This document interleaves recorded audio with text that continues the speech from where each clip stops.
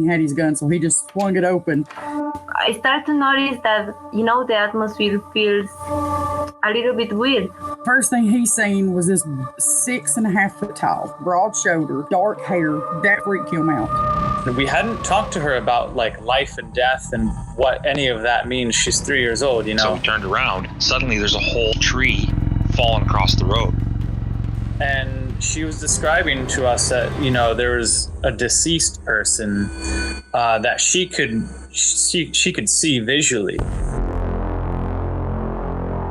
You're listening to Cryptid Clues, where we tackle the ever-expanding history and mystery of monsters and supernatural madness every Monday and Friday.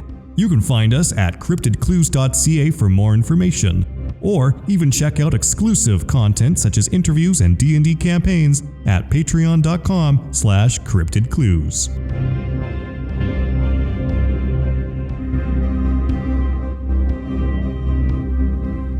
Welcome to Cryptid Clues, everybody. I'm your host, Reuben Olson, joined by your other also host, Taylor Field.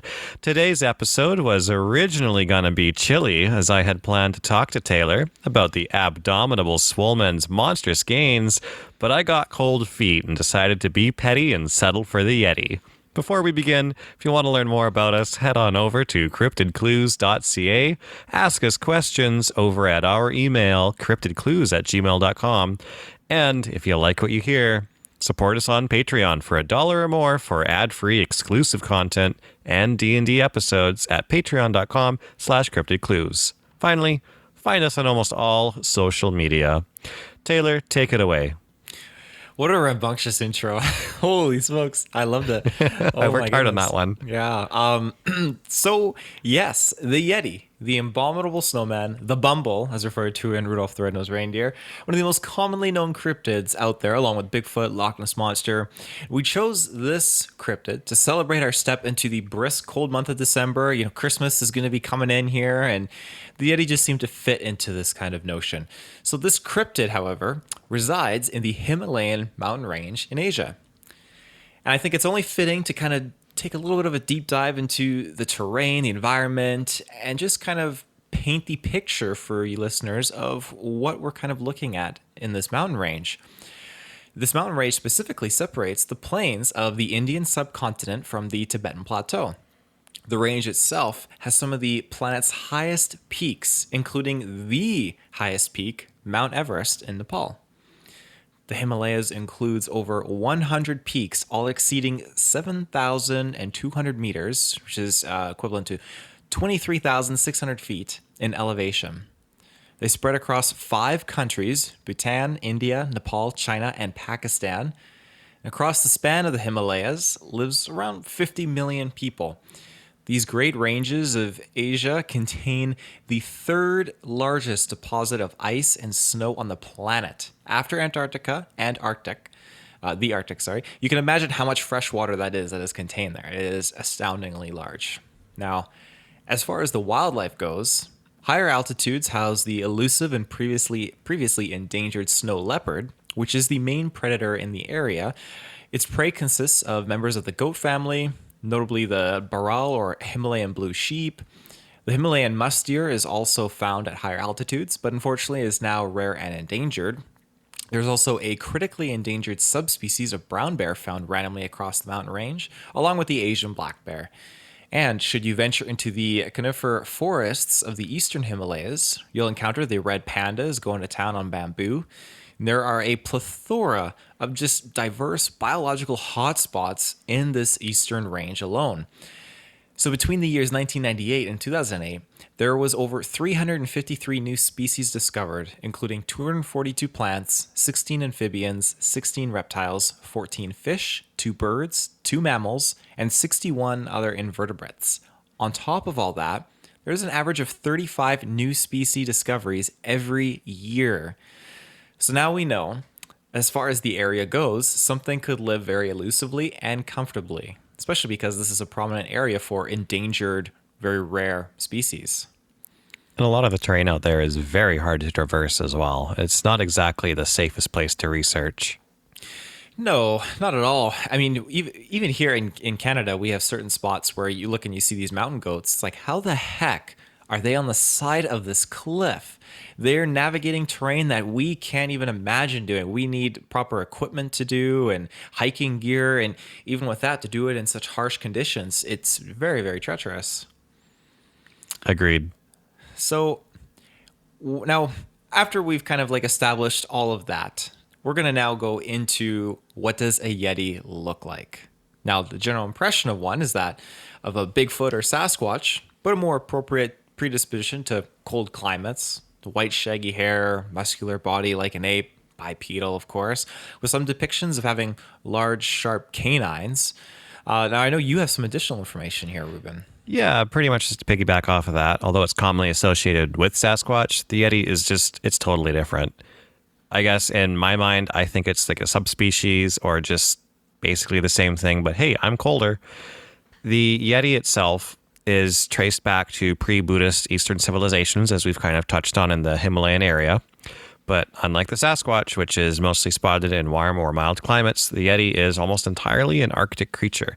And it's often described as being closer in build to an upright man-bear than the Bigfoot or Sasquatch, which is more of an upright man-ape in some people's minds. And of course, you've probably heard the term abominable snowman before, which is one and the same. It's a term that was coined in 1921 by Henry Newman, a contributor to the Indian English language newspaper, The Statesman. Newman interviewed lots and lots of people out there, and he encountered large footprints in which the guides declared were left by what they called Meadow Kongmi, which Kongmi does translate to snowman, but Meadow actually translates to man-bear. In his pieces of writing, Newman mistranslated the term to filthy, which he then swapped out for abominable, which is how that term came to be. I like that. That's really, really good. Good stuff. It kind of makes me want to ask you another question here. So, when it comes to the Yeti, what was your first, starting point? Because I don't know if I've actually ever heard this. Because when we first met, we just talked about Bigfoot and, Loch Ness Monster, aliens, all that kind of stuff. But when it comes to the Yeti, I don't know if we've ever had that conversation. When was your first experience with the name and just in general the Yeti? I think when it comes to the name, it wasn't something that came up until later in life, because while I was already very familiar with the big abominable snowman part of it, especially because of Rudolph the Red-Nosed Reindeer, and of course, growing up, I saw Monsters, Inc., it wasn't until I was already into Bigfoot and Loch Ness Monster and all that good stuff that I made the connection that Sasquatch and Yeti are basically the same thing. And when I was doing my research for Bigfoot and stuff, I noticed, hey, some of these videos just call it a Yeti, but it looks like the same thing. It's the same blurry blob squatch that we see in everything else. Yeah, well said. For me, Bigfoot was always the first cryptid that I came into realization about, looking in books and my elementary school library. And then the Yeti, for me, I was still pretty young in elementary school. Now, did you ever read Tintin? Oh, I think I did. I remember watching the cartoon when I was a little, but I remember seeing newspaper comics. Mm-hmm. And I think I rented a few comics from the library as well. Well, they had some great hard-covered large Tintin books. Yeah, the comic strips that you could get from libraries. And they're all themed adventures, really good long stories. And I'm a huge Tintin fan. I grew up on Tintin so hard. So when the movie came out, I was ecstatic. However, there's one Tintin adventure called Tintin in Tibet, and they actually have a Yeti in there. It is super, super cool because if I remember correctly, he gets kidnapped and he gets pulled to this den and the Yeti's there and the Yeti gets like a bird and is trying they managed to get out of the situation, but it's just super cool that they incorporate that into the story. So that for me was my first kind of interpretation of it. Tintin is such a confident character at times when you least expect it. And honestly, despite everything he goes through, Yeti just never complains. Oh my God. I like it. But yeah, moving on from the general description here, there's 3 main varieties of Yeti that I had found out about. And I hope I am pronouncing this correctly. Oh no, here we go again. More 2-star ratings. Taylor can't pronounce anything. Do your research. This is going to be a stretch. Some of these names, they are something. Forgive my horrible Canadian English terminology. It's not that hard to look up pronounce on Google and then the word, which I also failed to do, and I'm just as guilty of. The pronounce, I don't even feel it doesn't help me because there's other. For example, we were talking about, the candy like a jujube? Yes. Okay. How did you just say that? Jujube? Because I always thought they were like jubjubes. That's what I called them. Yeah, but apparently they're called jujubes. Oh no, you're breaking my world here. I know. The pronunciations, it just drives me. Jujubes?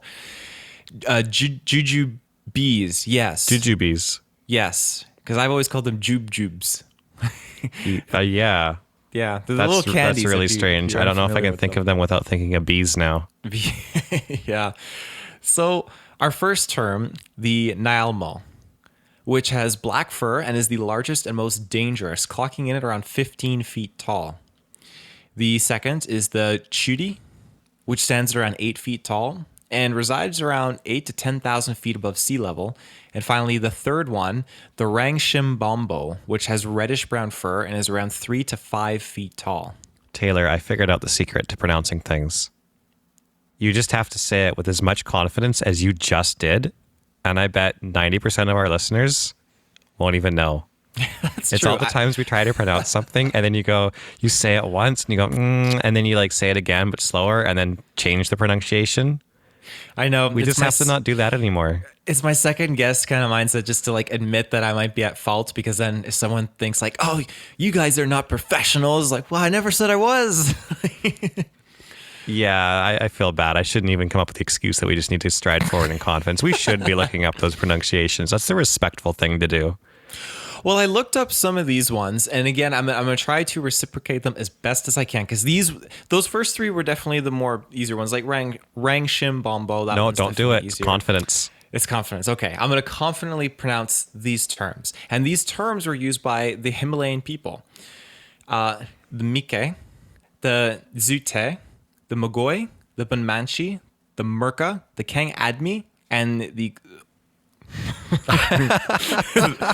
I'm sorry, words that start with X always send me for a little bit of a whirl. Oh no, Aaron? I can't even do it. The Taylor. Aaron? The Yeren? Not the Yeren, no, that's different. Okay. Maybe, here, I'm going to lifeline. Xueren. How would you pronounce that? Xure, what N? Xueren. Oh goodness, it changed. Xueron. No. Yeah. Here, Xueren? yeah, I'm going to type it in. No, this Xueren. Xueren. That just looks like Yeren, but spelled differently. That's how I took it. Yeah, but it's. I don't know, because the Yeren is from a different part of the region here.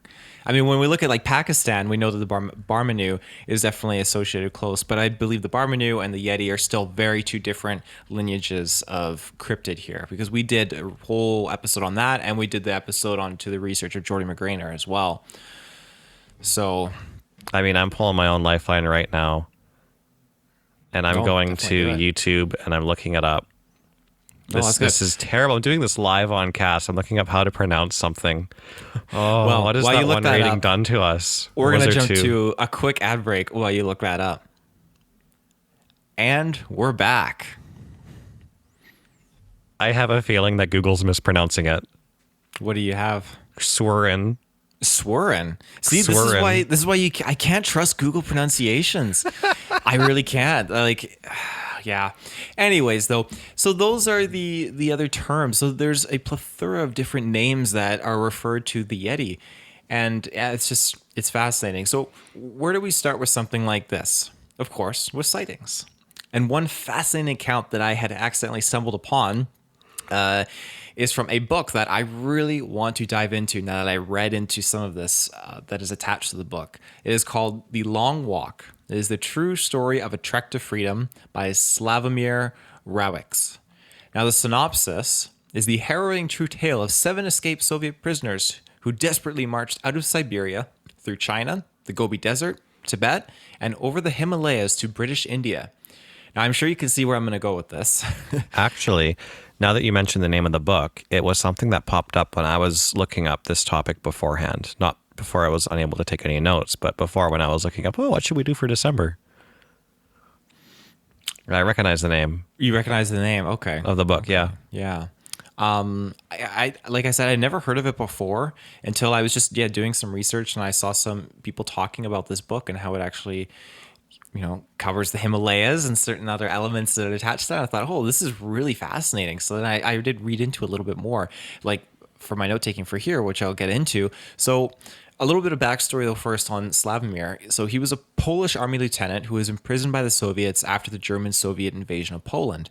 In this book, he claimed that in 1941, he and 6 others had escaped from the Siberian Gulag camp and walked over 6,500 kilometers, which is 4,000 miles, south through the Gobi Desert, Tibet, and the Himalayas to finally reach British India in the winter of 1942.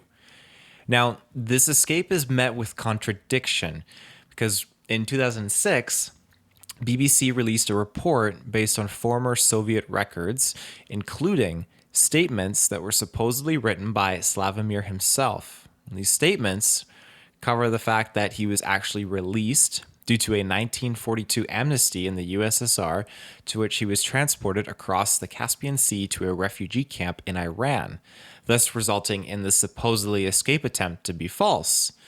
But of course, there's a counter to this.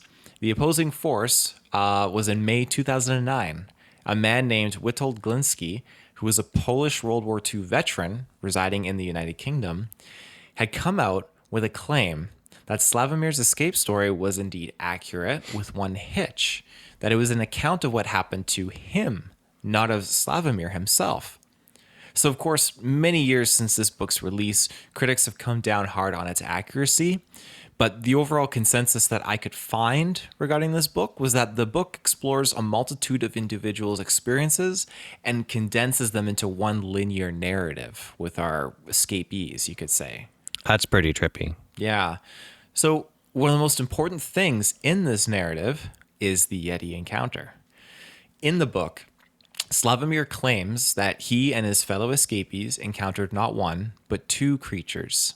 Now, again, the only thing we can take at this is Slavomir's word, and his word is that these creatures were around 8 feet in height, one being slightly taller than the other, something which suggested to Slavomir that possibly one was a male and the other was female. Again, there was no indication that he was able to deduce their sex from the physical appearances, but the height, that's kind of where he made that judgment. So Slavomir claimed that one of the reasons why they stopped to watch the creatures was because they were both on a very flat area of ground, and it was a ground to which Slavomir and his fellow compatriots had to pass through on. It's coming down in kind of like this little valley. So they held off to watch them for a while, hoping the creatures would venture off on their own accord. Slavomir stated how one of the other prisoners, who was an American, spoke to how the animals had to be bears. This had to be at least some kind of bear. And he was convinced that they would drop down to all fours and saunter off. Now, bears, as we know, do stand up on their hind legs at times, and they even walk around doing so. But Slavomir noted how the creatures remained upright the whole time and moved around solely on their hind legs at all times, leading into their physical appearance descriptions. And I quote, "Their faces I could not see in detail, but the heads were squarish and the ears must lie close to the skull because there was no projection from the silhouette against the snow. The shoulders sloped sharply down to a powerful chest, the arms were long, and the wrists reached the level of the knees. Seen in profile, the back of the head was a straight line from the crown into the shoulders. We decided unanimously that we were examining a type of creature of which we had no previous experience in the wild, in zoos, or in literature." End quote. Now, regarding their color, Slavomir claimed their hair was a combination of brownish red, gray, and a rust-like color. He claimed they appeared to be covered by 2 distinct colors of hair. The reddish hair, which gave them the characteristic color, forming a tight, close-to-body aesthetic, which also mingled in with that slight grayish tinge as the light had hit them. As for their mannerisms, and I quote, "They were doing nothing but move around slowly together, occasionally stopping to look around them like people admiring a view. Their heads turned towards us now and again, but their interest in us seemed to be of the slightest." End quote. So, looked like you were going to say something there. That's super fascinating. That's a very intriguing story because of how many details as vague as it is, just line up perfectly with what people report today. The reddish brown hair, the arm length, the kind of just nonchalant behavior, all of it really lines up quite well. Absolutely. And in conclusion of this case, Slavomir could only question, and I quote, "What were they? For years, they remained a mystery to me, but since recently, I've read of scientific expeditions to discover the abominable snowman of the Himalayas and studied descriptions of the creature by native hillmen. I believe that on that day, we may have encountered 2 of the animals. I do insist, however, that recent estimates of their height as about 5 feet must be wrong. The minimum height of a well-grown specimen must be around 7 feet." End quote. I think it's very interesting because in a lot of these cases I was looking into of the Yeti, there's some that talk about how, okay, it was like white, shaggy hair and everything like that. But for most cases, their hair is not different from our average North American Sasquatch. Yeah, that's what gets me. And honestly, I find a lot of the reports of Yeti are just regular Sasquatch sightings in a sense. Maybe a little blockier, maybe a little bit different in its description, just as you would describe a human being on the other side of the planet, where we're just physically shaped a bit different. Yeah, essentially. I have a few other encounters that I'm going to name off here. So the first one, Major Lawrence Waddell, Northern India, 1889. So the first sighting of Yeti footprints by a Westerner was made by the English soldier and explorer, Major Lawrence Waddell. He was a professor of Tibetan culture and a professor of chemistry, a surgeon, and an archaeologist, kind of like an Indiana Jones.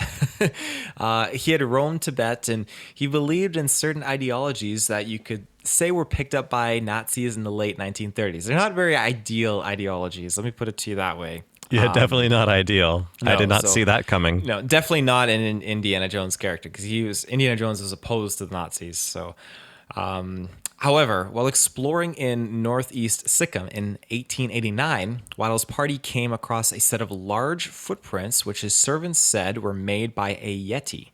Some large footprints in the snow led across our track and away up to the higher peaks.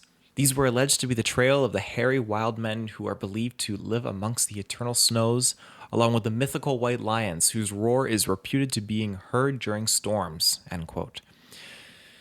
So that is kind of like the first, instance of where large footprints were being actually recorded and encountered by a Westerner.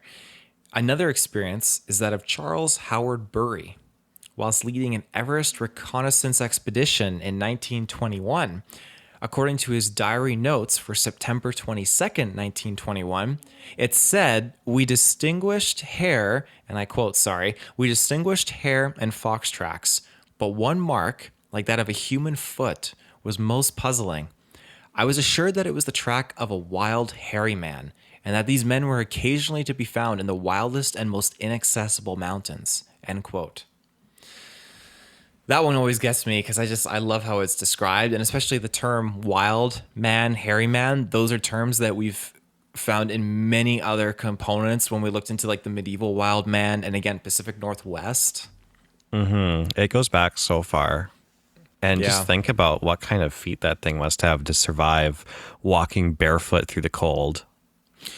Oh, that's just it. The inaccessible mountains and the terrain. Like, again, what we talked about earlier, we see these goats on the sides of cliffs and stuff like that, and humans can traverse this with spikes on their shoes, climbing gloves, ropes. How does a Bigfoot do this? Well, interestingly enough, I don't know why this popped up in my YouTube feed. You know when you're scrolling through the internet or YouTube or whatever, and the algorithm just starts recommending you stuff based off of what you're watching, but it's never quite right. After time, it starts to degrade and you get into a completely different topic.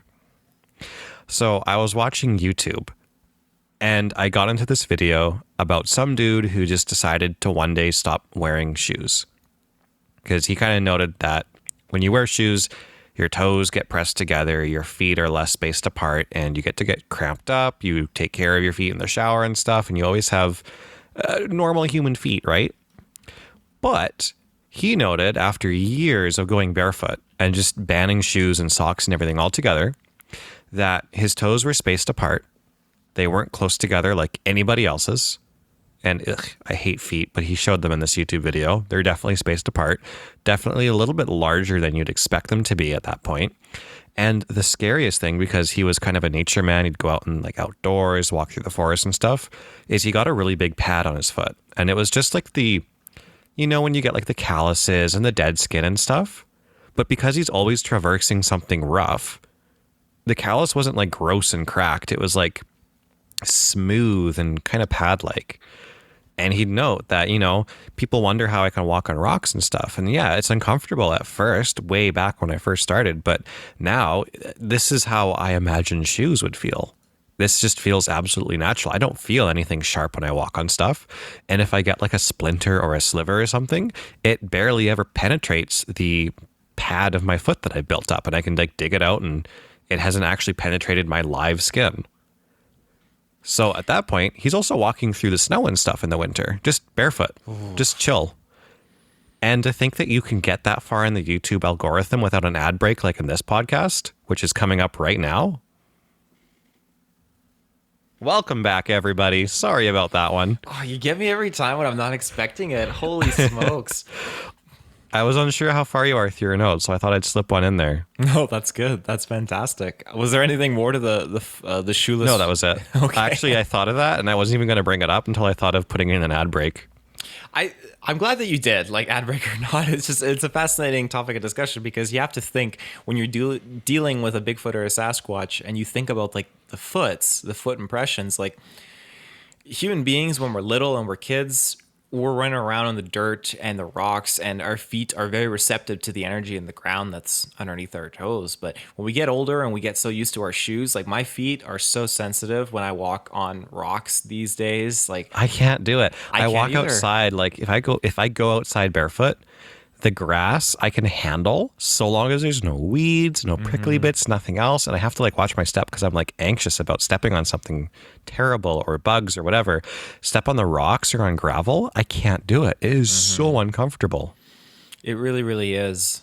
But when you do have like a nice beach of sand, like really nice grass or just soft dirt, and you plant your feet in there, it feels so nice on those soft bases. But yeah, just I like how you mentioned how this man just kind of like built up that tolerance, because you would need to spend some considerable time.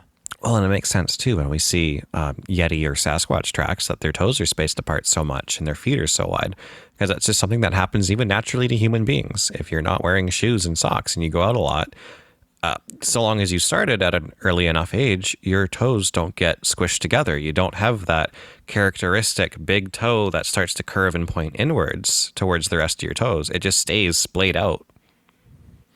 Yeah, that's very true. Very interesting, actually.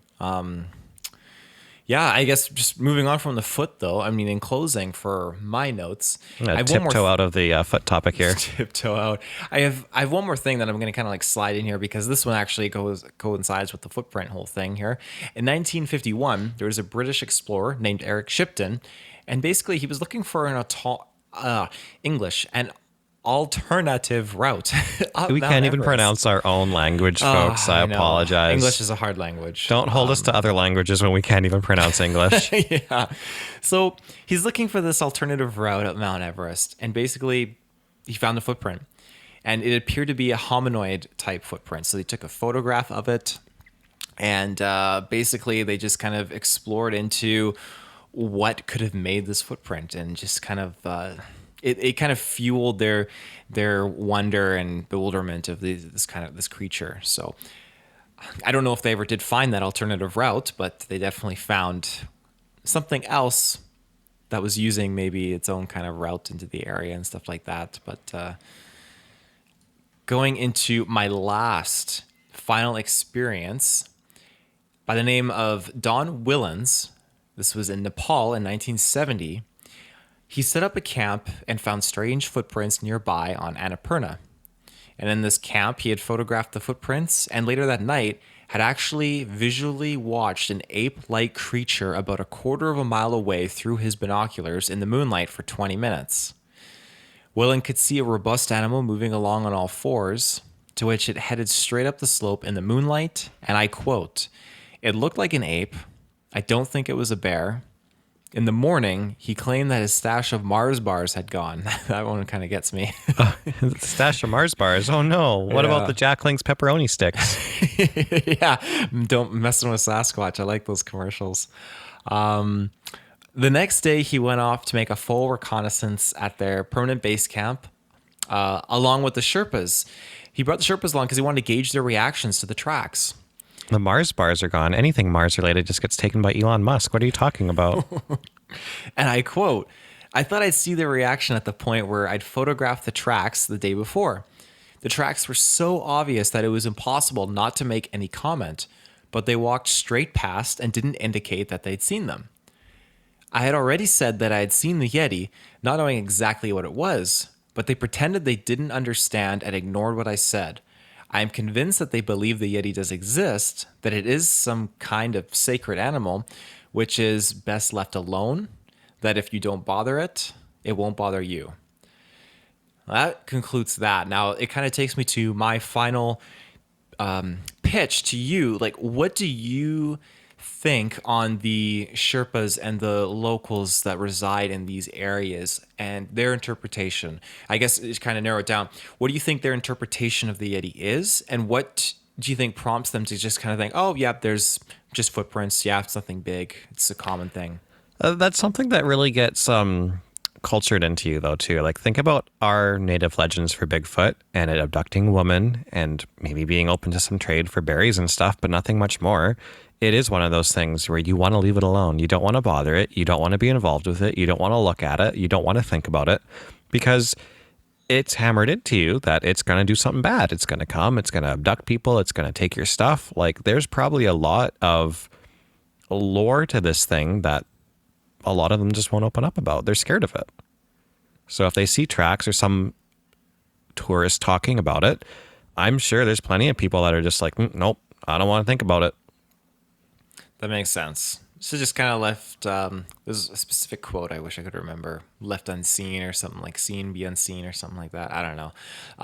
But I guess that makes sense. They just don't want to, they know it's there and they respect it. They set that kind of level and degree there, but they don't go looking for it or prompting it, because if you poke a sleeping bear, you're going to get poked back. We don't believe in the Yeti. Yeti doesn't believe in us.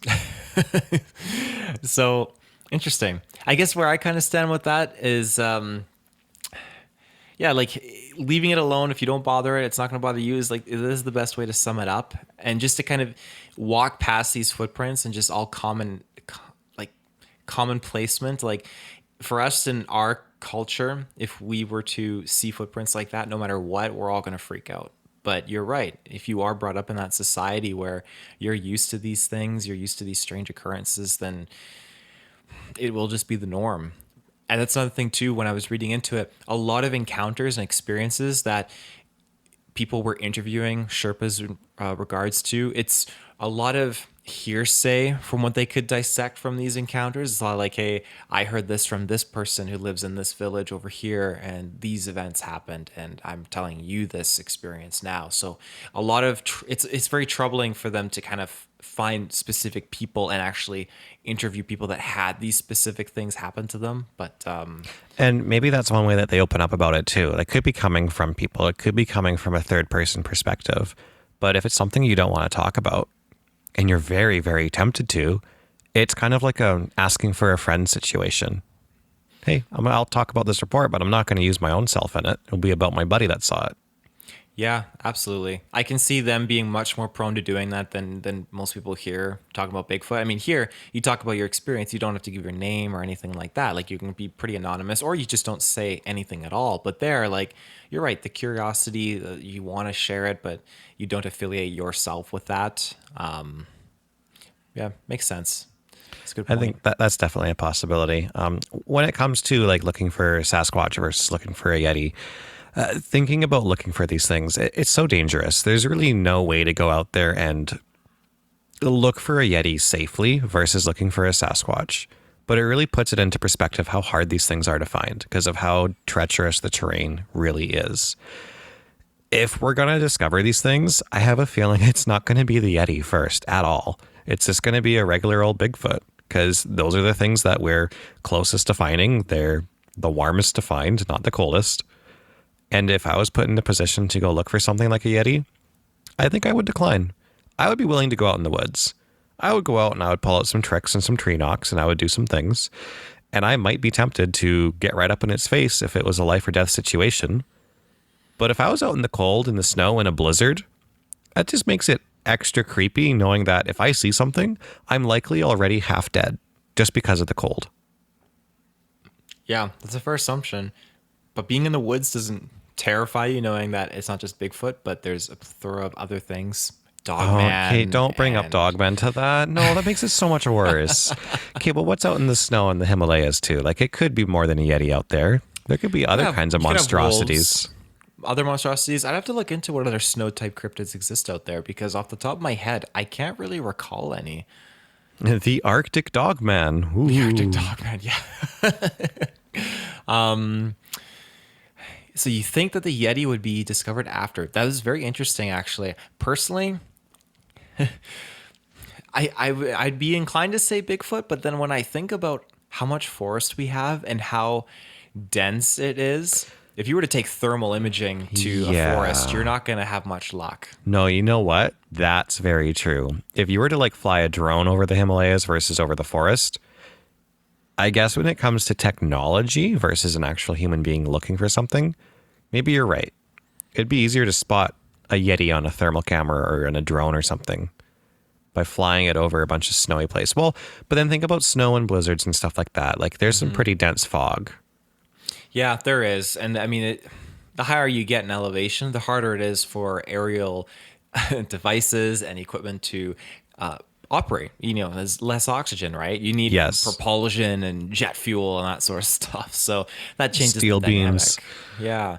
So that being said, I am a big advocate for national parks holding a lot of very shady things, and a big advocate for maybe underground caves and networks and highways connecting beneath national parks and mountain ranges. And when you look at the Himalayas and how far they spread as this mountain range hits several countries, wouldn't be surprised at all if there's a plethora of underground networks that are used frequently by Yetis, especially if we're looking at the third largest deposit of ice and snow on the planet. I can imagine that if you go beneath the surface where there's warmer temperatures and a lot of that fresh water is kind of melting out and flowing down there, there's lots of natural filters that exist below our feet that filter the water, and you can drink it. I've done it myself, going caving and just drinking water right out of the rocks, and it's fantastic. So I don't doubt it whatsoever that other animals are intelligent enough to do that, because where there's water, there's life, and where there's life, there's maybe Bigfoot. Well, and of course, if we put Yeti into perspective and all the things we know about the wild man and Sasquatch, they're probably more than just animals. There's an intelligence there that's going to tell them what to do. Mm-hmm. Absolutely. And with that, that's it for everything I got. Was there any final closing thoughts you had, Reuben? Besides passing it back to you for your closeout? Nope, that's everything. All right. Well, ladies and gentlemen, thank you for tuning into this episode of Cryptid Clues, talking about the Yeti. We'll be back next week. We got some more topics that'll be diving into, and we're nearing into Christmas here, so I hope you have a safe, very, very safe, actually, because we've been hit with some very severe snowstorms over here in the western regions of British Columbia, so there's lots of people getting in accidents and stuff. So make sure you drive safe in this crazy time of year. And we'll be back. You can find us on our website, CryptidClues.ca, email CryptidClues@gmail.com, and our social media channels, Twitter, YouTube, and Facebook, and Patreon, ad-free early episodes. You look like you had to sneak something in there, Reuben. I just wanted to say, keep your stick on the ice. I don't know why the red-green quote came to me. I love the red-green show. It's such a good show. You can fix anything with duct tape. Except car accidents. Except car accidents, definitely, yes. So until next time, everyone, take care and stay safe. Bye-bye.